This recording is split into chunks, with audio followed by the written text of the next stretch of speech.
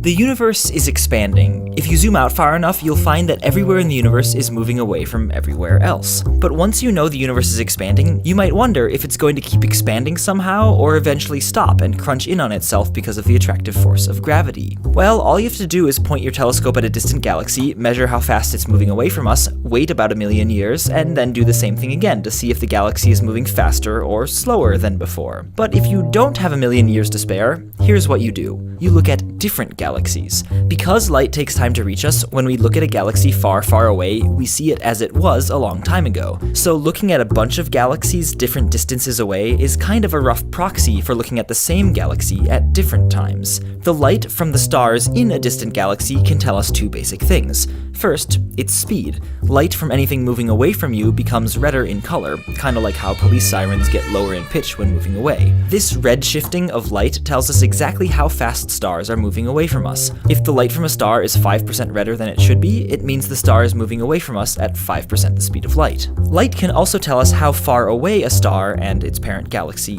are. When you're driving at night, you can tell how far away a motorcycle is by comparing how bright its headlight seems to you to how bright it would be if you were right in front of it. The same trick works with stars. There's a rare kind of supernova explosion that's like a standard interstellar headlight. It's about 5 billion times brighter than our sun, and crucially, it's very consistent in its brightness. These supernovas only happen a few times in a galaxy every 1,000 years, but there are enough galaxies in the universe that if you look closely at a wide enough patch of sky, it's possible to see a dozen of them go off in a month. By comparing the brightness as seen here on Earth with how bright we know each of them should be, we can work out how far away each supernova is. The dimmer its light, the farther away it is. So the color of a Type 1a supernova tells us how fast it's moving away from us, and its brightness is like a ruler, telling us how far away it is. Or, because light takes time to get here, how long ago we're measuring its speed. By measuring the speeds of different supernovas at different distances, aka different times in the past, we can plot the expansion of the universe over time. A straight line means the universe is expanding at a constant rate.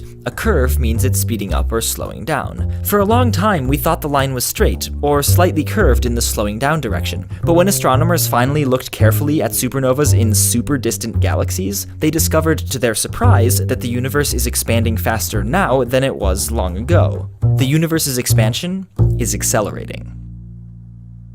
P.S. We have a few basic ideas for why the universe is accelerating, but we still don't really know why it's happening. One of the simplest and most popular ideas is that there's an everywhere permeating vacuum energy with negative pressure, which we've never detected in any way other than by measuring the acceleration of the universe. So we call it dark energy.